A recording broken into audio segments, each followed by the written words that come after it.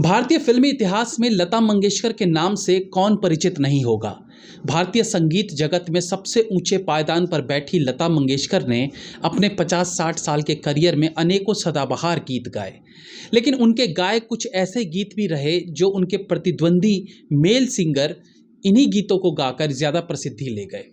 आज हम बात करेंगे कुछ ऐसे ड्यूल सॉन्ग्स की जिन्हें मेल और फीमेल दोनों वर्जन में गाया गया है, लेकिन हर बार लता मंगेशकर वाला गीत मेल सिंगर के गीत के आगे 19 साबित हुआ। वेलकम टू पलट तेरा ध्यान किधर है।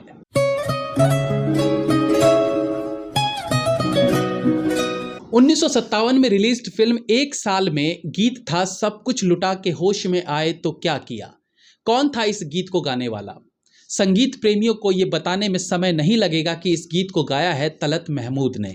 उनकी आवाज़ में ये बेहतरीन गाना बेहद पसंद किया गया था। सब कुछ लुटा के होश। 1954 में रिलीज्ड टैक्सी ड्राइवर फिल्म का गीत जाएं तो जाएं कहाँ सुना है आपने? और बता सकते हैं कि इस गीत को किसने गाया? ऑफ कोर्स तलत महमूद ने।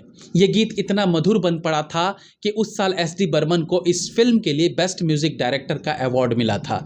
ये वो समय था जब अवार्ड्स म्यूजिक के लिए मिलता था, फिल्म के लिए नहीं।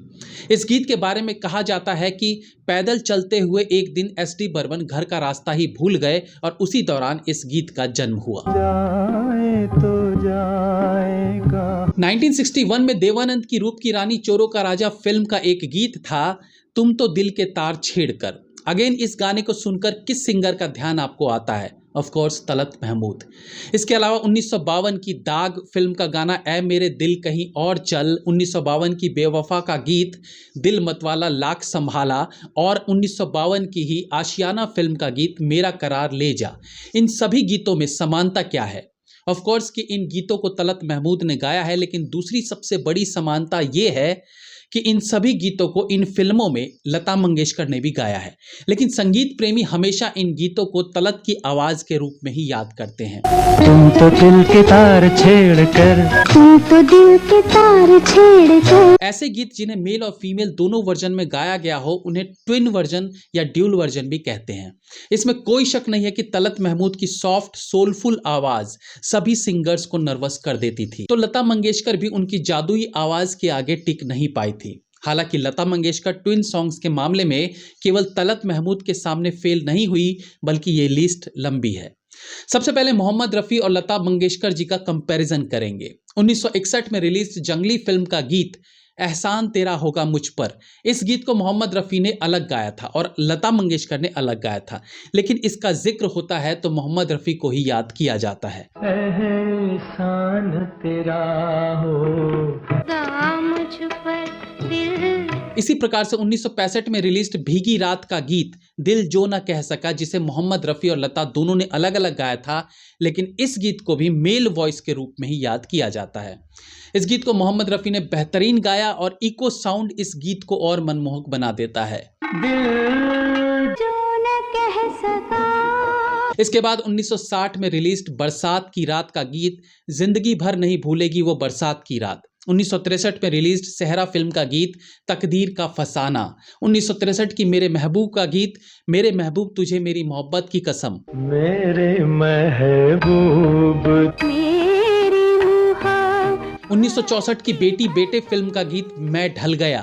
1964 की इशारा का गीत दिल बेकरार सा है। 1965 की जब जब फूल खिले का गीत परदेसियों से ना अखियां मिलाना। 1967 की तकदीर फिल्म का गीत जब जब बहार आई।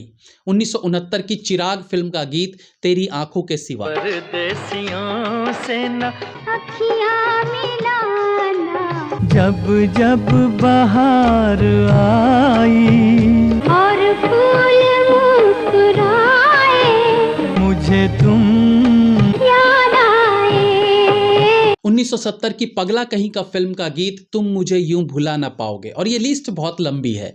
ये वो गीत हैं जो मोहम्मद रफ़ी और लता मंगेशकर दोनों ने गाया है, लेकिन लता की आवाज़ में ये गाना उतना पॉपुलर नहीं हो पाया। ऑफ कोर्स कुछ एक्सेप्शंस भी हैं, जैसे 1966 की ममता फिल्म का गीत रहे ना रहे हम और 1985 की आरजू फिल्म का गीत अजी रूठ कर अब कहाँ जाइएगा। जब हम ना होंगे जब हमारी आज इश्क वफा की रस्म हम।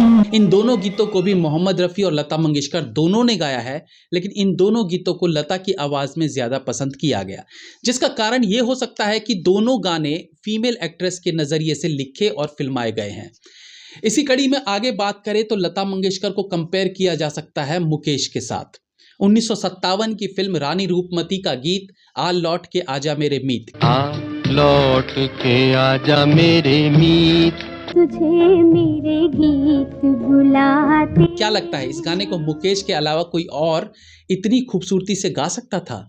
शायद नहीं, इवन लता जी भी नहीं। चलिए लता जी को तो छोड़िए, इस गीत को इवन कोई दूसरा मेल सिंगर भी कम्पीट नहीं कर सकता है। इसी प्रकार से 1960 की फिल्म दिल भी तेरा हम भी तेरे का प्रसिद्ध गीत मुझको इस रात की तन्हाई में, 1964 की दुल्हा दुल्हन का गीत हमने तुझको प्यार किया जितना, 1964 की संत ज्ञानेश्वर का गीत जोत से जोत जगाते चलो, और 1965 की सहेली का गीत जिस दिल में बसा था प्यार तेरा। ये सभी गीत भी मुकेश और लता दोनों की आवाज़ में थे, लेकिन लता मंगेशकर के गीत मुकेश के आगे कहीं दबकर रह गए।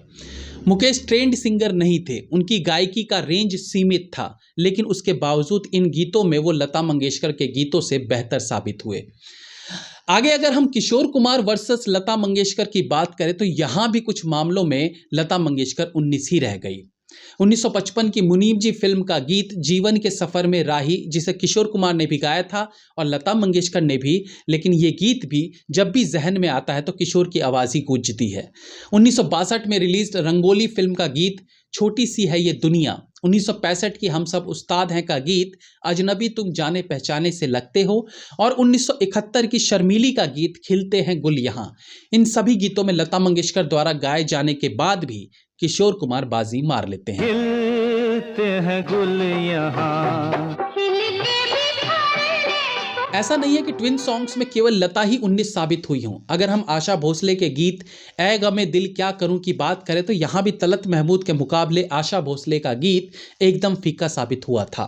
1955 की फिल्म मिस्टर एंड मिसेस 55 का गीत प्रीतम आन मिलो में भी तलत के मुकाबले गीता दत्त एकदम फीकी साबित हुई थी। वहीं मोहम्मद रफ़ी और सुमन कल्याणपुर के सॉन्ग चले जा जहां प्यार मिले, इस गाने में भी रफ़ी सुमन से बेहतर लगे थे। 1962 की बरसात की एक रात फिल्म में भी सुमन कल्याणपुर के मुकाबले हेमंत कुमार ने गीत को बेहतर गाया था। ये गीत था न तुम हमें जानो। न तुम हमें जानो,